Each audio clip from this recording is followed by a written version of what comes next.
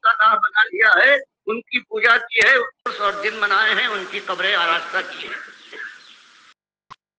मैं तुमको मना करता हूं, तुम ये काम न करना। ये आपने पूरी तरह से डरा दिया। और आयशा फरमाती है उस कैफियत के अंदर कि बीमारी का जोर है, कभी चादर आप मुंह पर डालते हैं और कभी उसे उतार फेंकते हैं।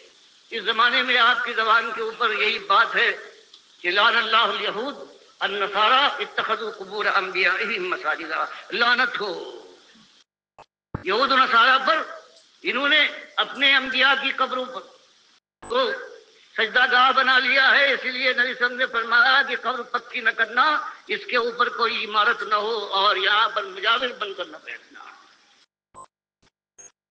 अब ये शैतान परेशान था कि क्या करे, और इसको मौका मिल गया एक मशहूर जात से।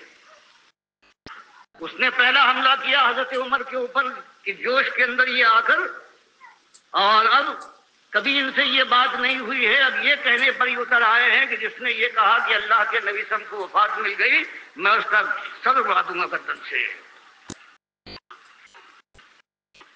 अबू बकर रज़ी अल्लाह तआला अन्हु के खुतबे से ये कैफियत खत्म हुई और सारे लोग होश में आ गए। अब 200 साल तक उसने इंतजार किया और कोशिशें की, वहदतुल वजूद का नजरिया तो आ गया, लेकिन बहरहाल कुरान और हदीस अभी मौजूद थे। अब इसका तोड़ करना उसके लिए जरूरी हुआ और उसने औरों को छाटा। उसमें इमाम अहमद उसकी आंख पर चढ़ गए और उनकी शोहरत का ये आलम था कि 220 में हिजरी में जो उन्होंने खल्क़े कुरान के मसले के खिलाफ मामूर रशीद से लेकर 3-4 खुलफा का मुकाबला किया और उनकी बात नहीं मानी, तो शोहरत का ये आलम हो गया है कि 4 दांगे आलम में मुसलमान उम्मत के अंदर बस वही उसके हीरो थे।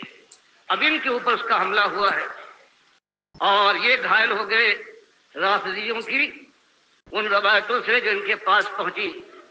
और उसके बाद वो रवायतें ये थी कि अल्लाह के नबी सल्लल्लाहु अलैहि वसल्लम इस कब्र में जिंदा है और जो मुर्दा है मरने के बाद इसी कब्र में जिंदा हो जाता है, हिसाब किताब शुरू हो जाता है।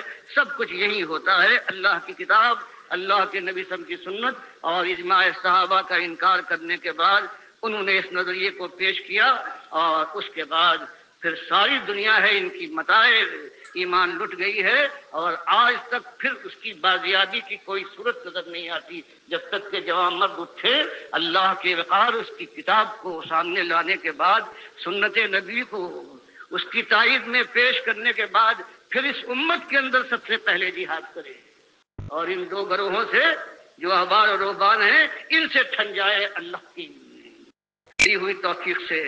फिर कहीं जाकर ये मसला, ये शिर्क का मसला जो कब्रों के जरिए से आया है या वहदतुल वजूद के जरिए से, इन दोनों महाज के ऊपर जवा मर्दों के लिए ये मौका है। अगर ये मौका हाथ से चला गया, लोग जानते हुए हिम्मत करके न उठे, अपने मालिक का खाने के बाद, नमकखार बनने के बाद नमक हलाली की हिम्मत अपने अंदर पैदा न की, तो उसके बाद जहन्नम की आग वो आग है कि मालिक फरमाता है कल्ला इन्नहा लज़ा, ये भड़कती हुई शोला जन आग है, नज़ाअतन लिश्शवा, ये चेहरे की खाल को झुलसा कर खींच लेता रहेगी लेकिन मौत न आए।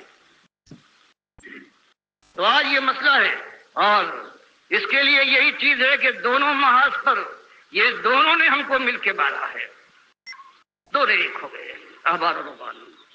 और इनकी बात ऐसी चली है कि कोई मसलब जो आज पाया जाता है वो इनकी जब्त से न बाहर है बल्कि पूरी तरह से घायल है। इनकी आवाज में आवाज मिलाकर इनकी हिमायत कर रहा है, जान कुर्बान कर रहा है मसलक वाला। और इन दोनों बातों पर जमा हुआ है कि नहीं, शरीयत के अलावा और ये तरीकत है, हकीकत भी होती है, वहदतुल वजूद भी सही है और ये भी कि ये मुर्दा है यही सुनता है कब्र वाला।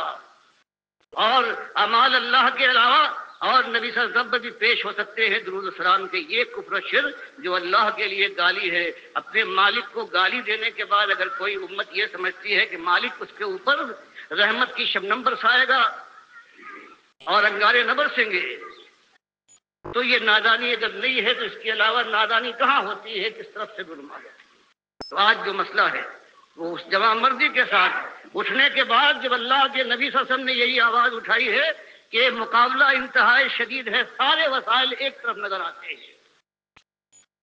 اب بتاؤ، یہ ایسا خطرناک کام ہے کہ دنیا ہر طرف سے تاریخ نظر آتی ہے، صرف آخرت کا یقینی وعدہ ہے۔ اگر کوئی جماؤ کے ساتھ اٹھے تو اعلان جب کیا ہے تو کچھ سسکتے ہوئے جو معاشرے کے افراد تھے، بلال حبشی کی طرح سے، خباب ابن عدت یا خاندان یاسر کی طرح سے تھے، انہوں نے اقرار کیا ہے۔ اور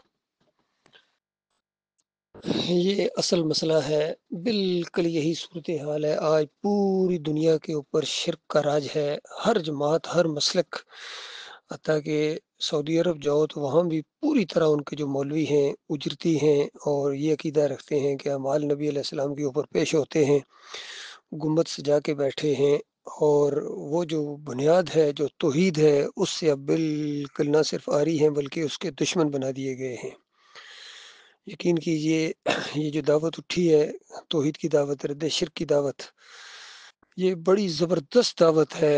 جن خوش نصیبوں تک یہ پہنچے اس کا ساتھ دو، ورنہ بڑے بڑے آئے ہیں، وہ بڑے بڑے نعرے بھی تھے، ان کے بڑے بڑے دعوے بھی تھے، لیکن ان کے اندر پھر شرک آ گیا ہے، سجدہ تعظیمی کا شرک ان کے اندر آ گیا۔ ابھی ایک بیان سنا ان کا، ہر طاغوت کا رد کر رہے ہیں لیکن اپنے طاغوت کا دفاع کر رہے ہیں۔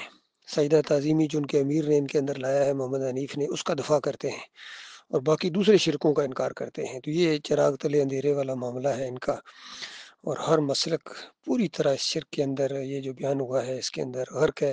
تو سب سے پہلے ان کے اندر توحید کی دعوت اٹھے، ان مسلمانوں کو کہا جائے، مسلمانوں ایمان لاؤ اللہ کے اوپر، تم تو شرک نہ کرو۔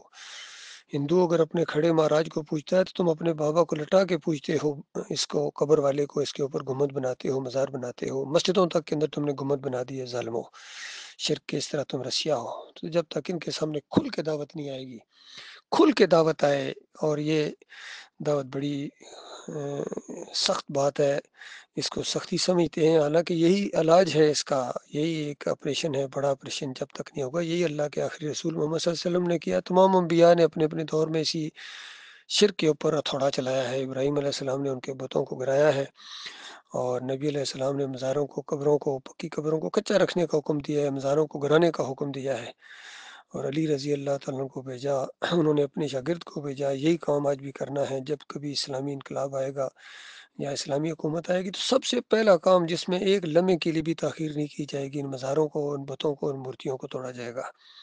یہ کام اگر کوئی نہیں کرتا ہے تو پھر وہ شرک کا رکھوالا ہے، پھر وہ خادم حرمین شریفین نہیں ہے، یا خادم قوم و ملت نہیں ہے، پھر وہ خادم شرک ہے، محافظ ہے، شرک کا رکھوالا ہے۔ چاہے کسی منصب کے اوپر ہے، وزیر اعظم ہے، صدر ہے، چیف ہے آرمی، یا فیلڈ مارشل ہے، یا چیف جسٹس ہے، یا جو بھی بڑے سے بڑا لیڈر ہے، جتنے یہ سارے ہیں، سارے شرک کے رکھوالے اللہ کے بندوں۔ ایسے ماحول کے اندر جب ایمان کی دعوت کے لیے اٹھو گے تو پھر اس کے بعد خالص آخرت کا جو اللہ کا وعدہ ہے وہ کام آئے گا، اللہ کی رحمت اور شفقت ساتھ دے گی، اور دنیاوی لحاظ سے بہت کم لوگ ہوں گے جو آگے بڑھیں گے۔